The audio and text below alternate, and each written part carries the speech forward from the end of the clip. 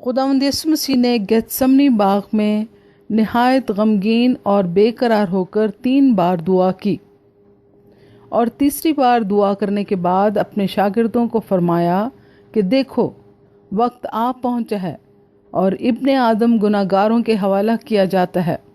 उठो चलें, देखो मेरा पकड़वाने वाला नज़दीक आ पहुंचा है।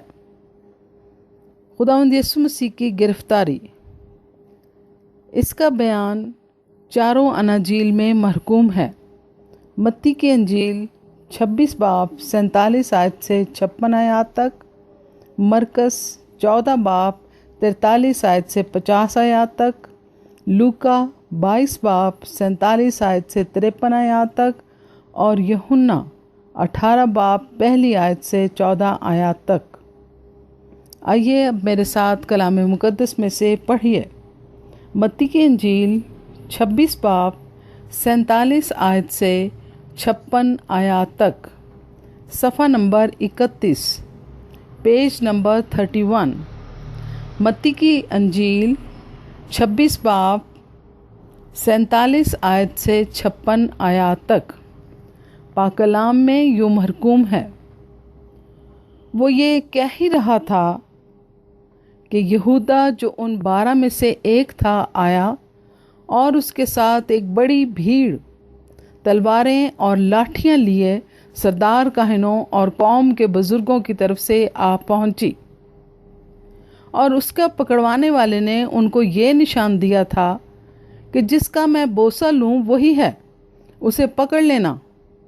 और फौरन उसने यीशु के पास आकर कहा, आए रब्बी सलाम, और उसके बोसे लिए। यीशु ने से कहा, मियाँ जिस काम को आया है वो कर ले। इस पर उन्होंने पास आकर यीशु पर हाथ डाला और उसे पकड़ लिया। और देखो यीशु के साथियों में से एक ने हाथ बढ़ाकर अपनी तलवार खींची और सरदार काहिन के नौकर पर चिल्लाकर उसका कान उड़ा दिया। यीशु ने उससे कहा, अपनी तलवार को मयान में कर ले, क्योंकि जो तलवार खींचते हैं वो सब तलवार से कत्ल किए जाएंगे। क्या तू नहीं समझता कि मैं अपने बाप से मिन्नत कर सकता हूँ और वो फरिश्तों के 12 तुमन से ज़्यादा मेरे पास अभी मौजूद कर देगा? मगर वो नविश्ते के यूं ही होना ज़रूर है, क्यों कर पूरे होंगे। उसी वक्त यीशु ने भीड़ से कहा, क्या तुम तलवारें और लाठियां लेकर मुझे डाकू की तरह पकड़ने निकले हो? मैं हर रोज हैकल में बैठकर तालीम देता था और तुमने मुझे नहीं पकड़ा। मगर यह सब कुछ इसलिए हुआ है कि नबियों के नविश्ते पूरे हों। इस पर सब शागिर्द उसे छोड़कर भाग गए।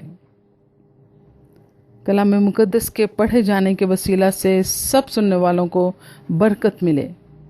आमीन।